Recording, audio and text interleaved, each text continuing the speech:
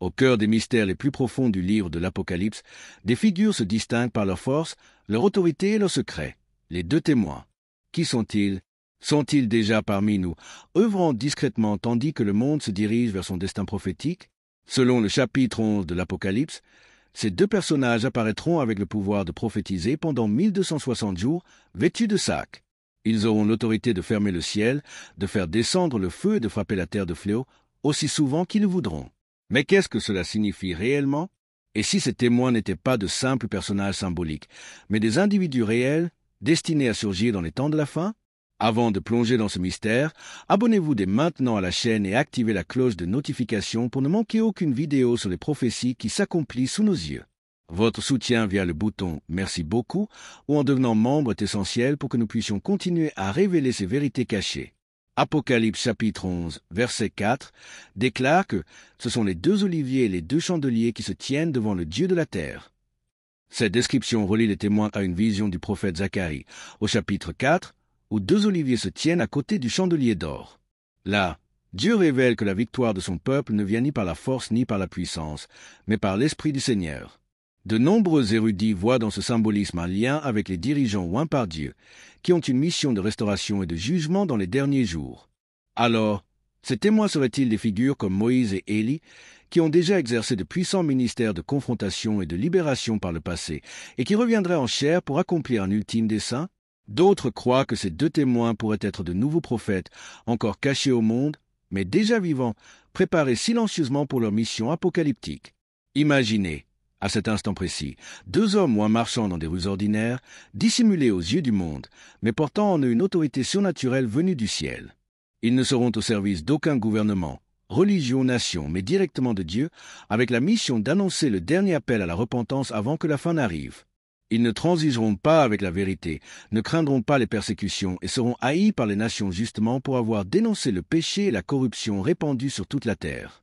Le verset 7 du chapitre 11 de l'Apocalypse dit que, quand ils auront achevé leur témoignage, la bête qui monte de l'abîme leur fera la guerre et les tuera.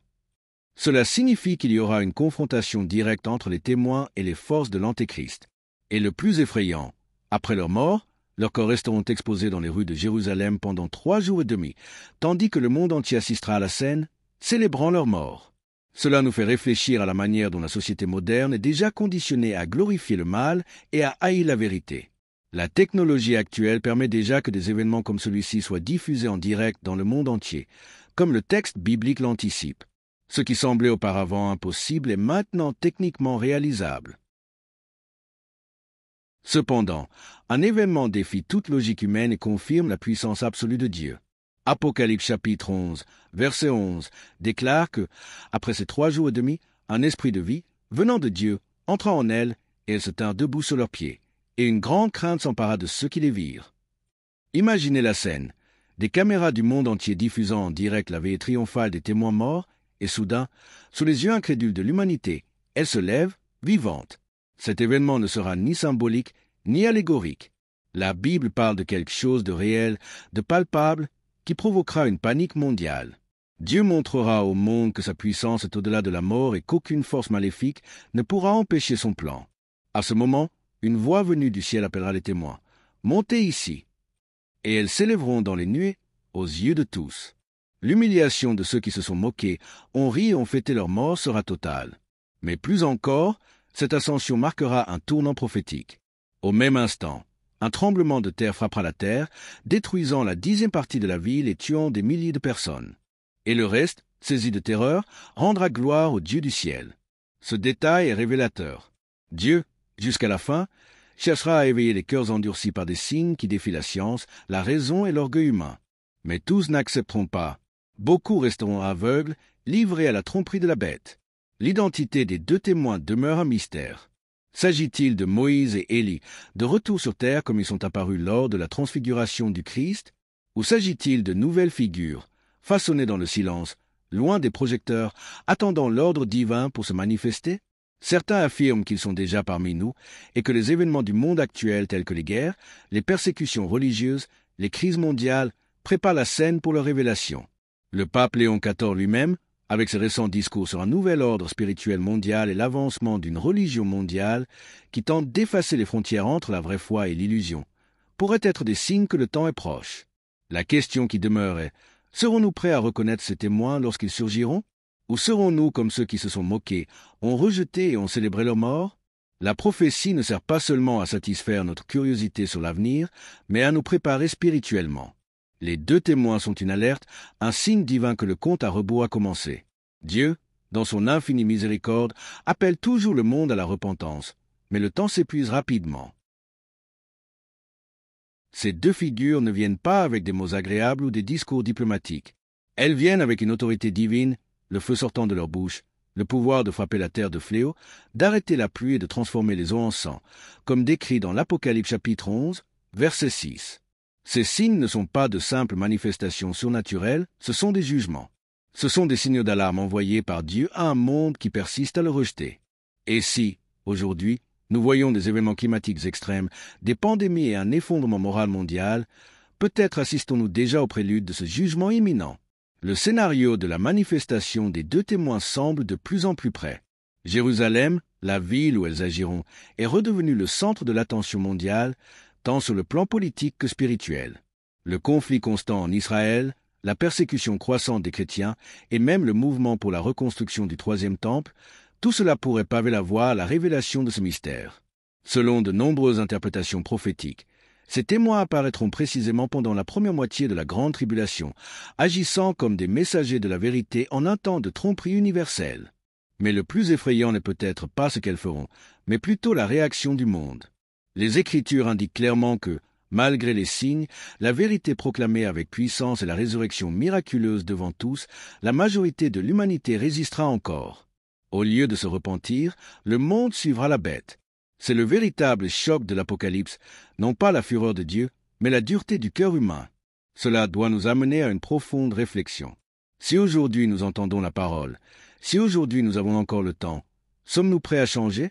Ou sommes-nous, comme beaucoup le seront en ce temps-là, livrés à la froideur spirituelle?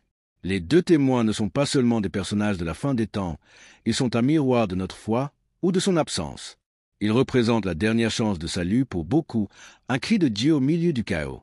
Et si, en effet, ils sont déjà parmi nous, nous sommes peut-être plus proches de la fin que nous l'imaginons. Êtes-vous prêts? La mort des deux témoins sera un événement choquant. Selon Apocalypse chapitre 11, versets 7 à 10, la bête qui monte de l'abîme leur fera la guerre, les vaincra et les tuera. Leurs corps resteront exposés pendant 3 jours et demi dans les rues de Jérusalem, tandis que le monde entier observera, dans une scène terrifiante et prophétique.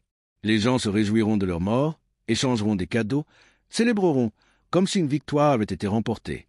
Cela révèle le degré de rejet de la vérité et du repentir. Le monde, dominé par les ténèbres spirituelles, ne supportera plus d'entendre le message de Dieu et verra dans la mort des témoins un soulagement. C'est comme si l'humanité, dans un acte symbolique, crucifiait de nouveau le Christ lui-même, rejetant une fois de plus l'appel au salut. Mais ce moment d'apparent triomphe du mal sera rapidement inversé. Après les 3 jours et demi, l'Esprit de Dieu les ressuscitera devant tous. Elles se lèveront, et une voix du ciel leur dira « Montez ici ». Et elles monteront au ciel dans une nuée, tandis que leurs ennemis les observeront, terrifiés. Ce sera l'un des moments les plus percutants de toute l'Apocalypse.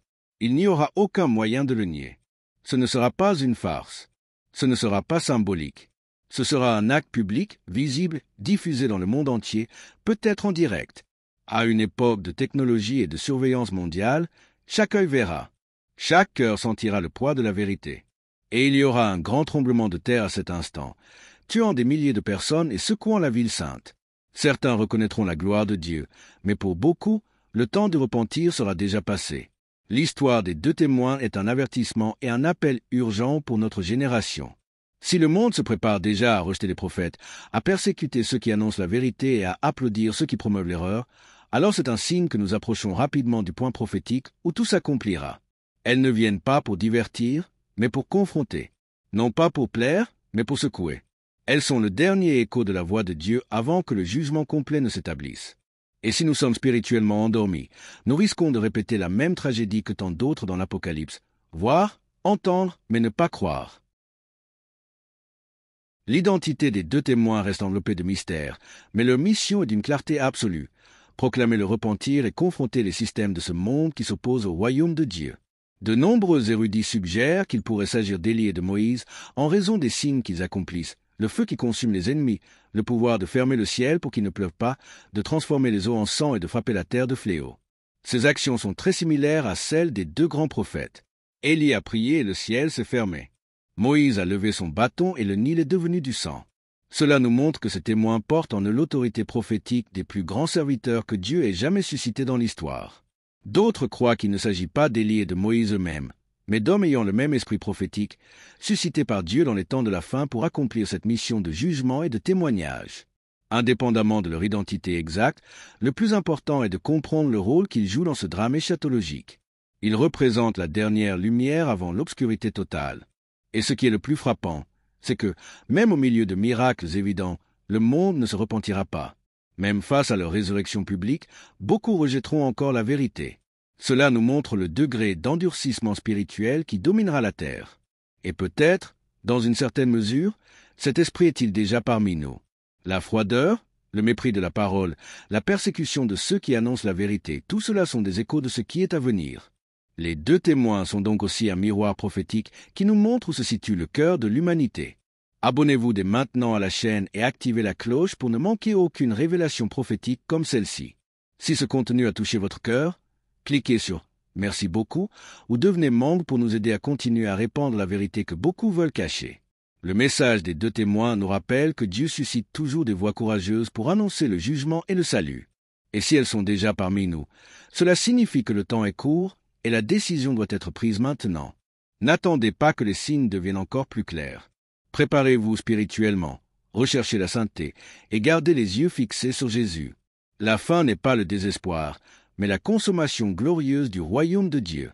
Restez attentifs, restez fermes, et n'oubliez jamais, l'Apocalypse n'est pas seulement un livre de destruction, mais d'espoir pour ceux qui restent fidèles jusqu'à la fin.